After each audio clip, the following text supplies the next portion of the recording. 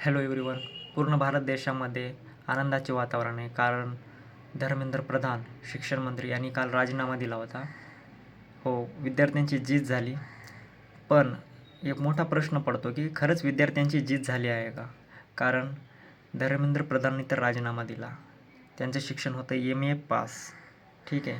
पण आता जे नवीन शिक्षण मंत्री झालेत, BJPने जे नवीन शिक्षण मंत्र्याची नेमणूक केली आहे ते आहेत प्रल्हाद जोशी.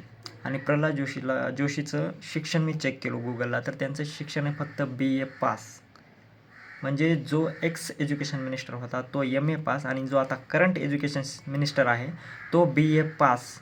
खरंच म्हणजे तुम्हाला लाज वाटते का BJPवाल्यांनो? म्हणजे आता BA पास चालवणारा एज्युकेशन मिनिस्टर, म्हणजे BA pass candidate education minister होणार, तो एज्युकेशन सिस्टम चालवणार म्हणजे.